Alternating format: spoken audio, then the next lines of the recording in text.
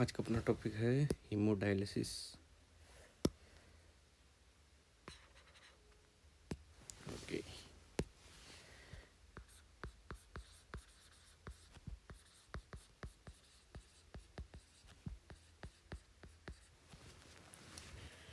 Start करने से पहले थोड़ा बहुत इधर उधर की बातें कर लेते हैं।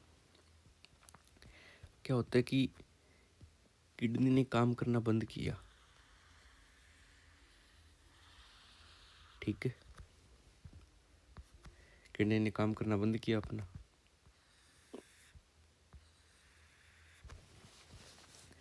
उससे क्या हुआ, यूरिया का एक्यूमुलेशन है। स्पेलिंग पे मत जाना भाई, स्पेलिंग गलत हो सकती है। यूरिया एक्यूमुलेशन हुआ, और इसको क्या कहते हैं, किस में हुआ यूरिया का एक्यूमुलेशन? किडनी में हुआ नहीं, लीवर में हुआ नहीं, ब्लड में।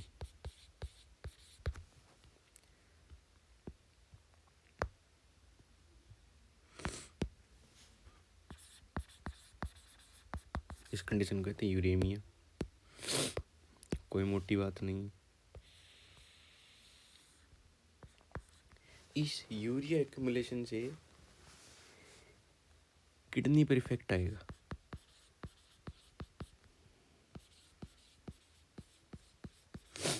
और क्या कर सकता है भाई ये?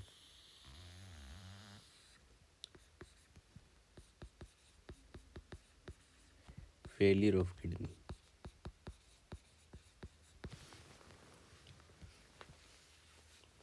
किडनी फेलियर कर सकते हैं। ये साइकिल चलता रहता है भाई इनका। तो आपको कुछ एनसीईआरटी की लाइनें भी दिखा देता हूँ।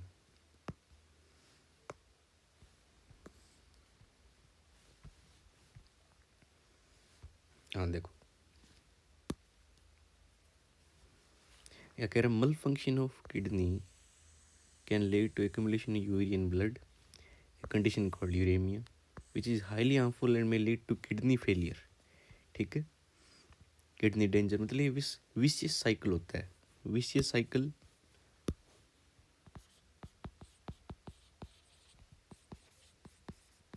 क्या होता है? विशियस दर्दनाक साइकिल। विशियस मतलब दर्दनाक साइकिल, मतलब सोच के दर्द लगता है इसमें, ऐसा cycle. In such patient urea can be removed by process called haemodialysis. तो बहुत अच्छी बात है। During the process of haemodialysis the blood drained from A convenient artery. अब ये पढ़ेंगे नहीं, अब पहले तो बनाएंगे डायग्राम्स। हीमोडायलिसिस में क्या होता है कि एक आर्टरी होती है, कन्वीनिएंट आर्टरी। क्या आर्टरी का नाम है ये, कन्वीनिएंट आर्टरी। कहाँ पे पाई जाती है आर्टरी? ऐसा कुछ ही नहीं है।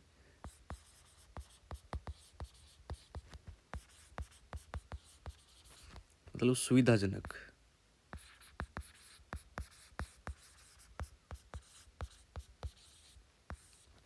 कन्वीनिएंट मतलब सुविधाजनक आर्टरी है ये। इससे ब्लड को लिया और ऐड किया। क्या ऐड कर दिया? हिपेरिन। हिपेरिन क्या? Anticoagulant.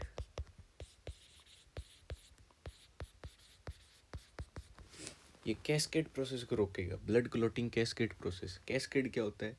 A series of reactions. ऐसी रिएक्शन की सीरीज चलती बहुत ज़्यादा। एमबीबीएस में आके पता चलता है कि अरे बाप रे, जो एनसीईआरटी में लिखी है वो तो कुछ ही नहीं है। सीरीज ऑफ रिएक्शन है, ये तो बहुत भयंकर है। उसको कहते हैं कैस्केड। उस कैस्केड को रोक देगा ये एंटीकोगुलेंट। मतलब बाहर निकालें तो ऑब्वियस ही बात है एयर के कॉन्टेक्ट में आएगा, हो सकता है। हेपेरिन के डालने के बाद इसको डालते हैं सेलोफेन ट्यूब में।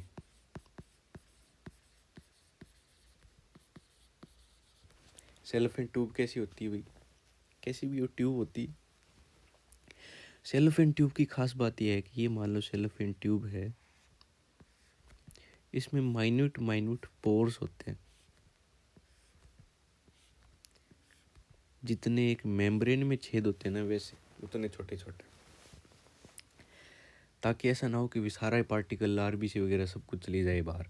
सिर्फ प्रोटीन पार्टिकल्स, छोटे छोटे मॉलिक्यूल्स जा पाए ऐसे। अब सेलोफेन ट्यूब का थोड़ा डायग्राम भी देखो भाई। ये अपनी डायलाइजिंग यूनिट, ठीक है, ये अपनी सेलोफेन ट्यूब मान लो।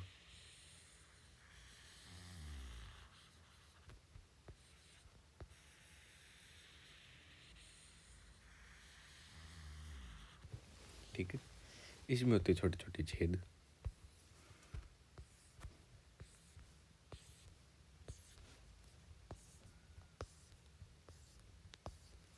पोरस सेलोफेन ट्यूब, ठीक है, और इधर लिक्विड भरा हुआ होता है।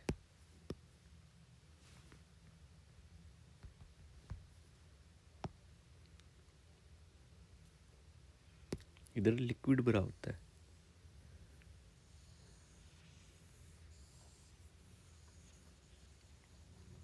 एनसीईआरटी ने लिक्विड के बारे में भी खास बातें बताई है, वो तो याद कर लेंगे सभी। ठीक है, लिक्विड भरा होता है। ये क्या है? Dialysis liquid.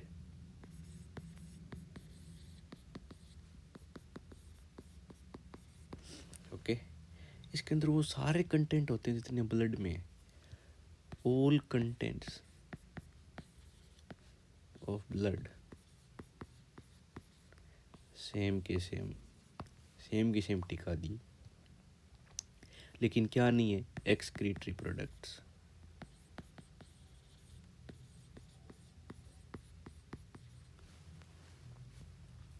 ठीक है, बस एक्सक्रीटरी प्रोडक्ट्स नहीं है। तो क्या होगा? यहाँ से डिफ्यूज हो जाएंगे सारे के सारे एक्सक्रीटरी प्रोडक्ट्स।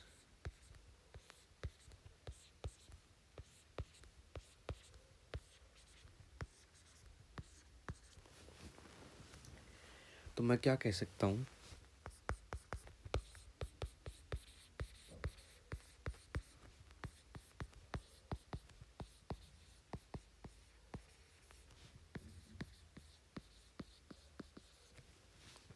Take place. नहीं, ऐसा हो ही नहीं सकता। एक्सचेंज मतलब लिया और दिया नहीं, ये तो सिर्फ दे ही रहा है। Removal of excretory products.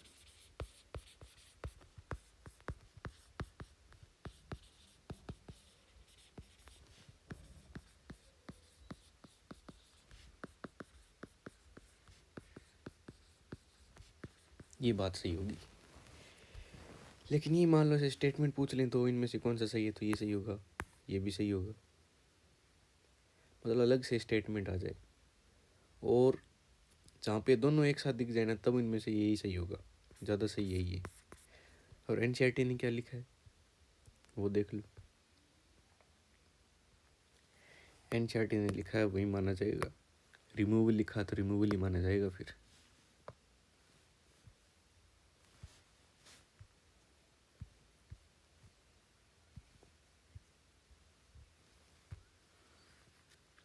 क्या लिखा है? 2 will passes molecules and then they're absent in dialysis, the substances freely move out.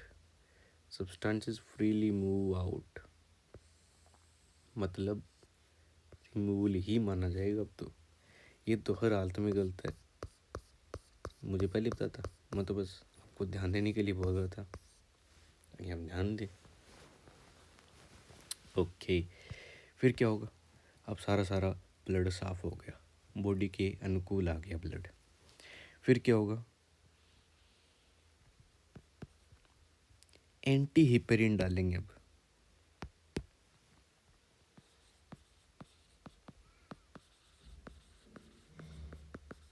इसको मैं क्या कह सकता हूँ?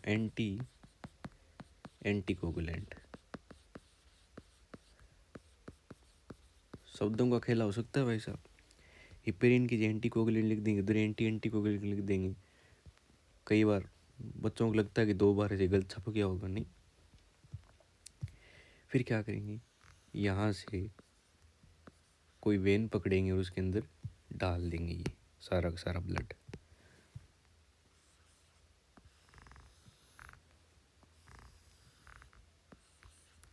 अब देखो यार, लिया तो आर्टरी से, डाला वेन में, क्या कॉन्सेप्ट इसका?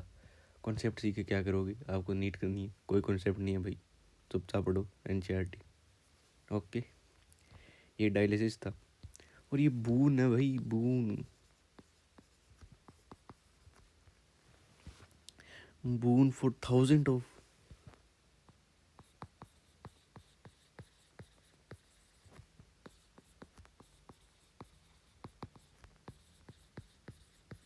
यूरेमिक पीपल के लिए, किडनी फेलियर की पीपल के लिए नहीं।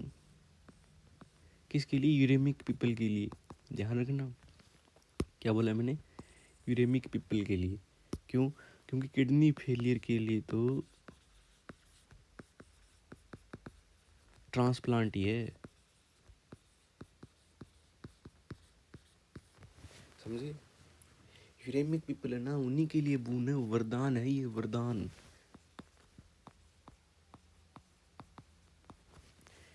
किडनी फेलियर के लिए नहीं, किडनी फेलियर के लिए ट्रांसप्लांट चलेगा भाई, नीचे लिखा हुआ वो, यहाँ पर मैंने नहीं डाला। Okay, thank you.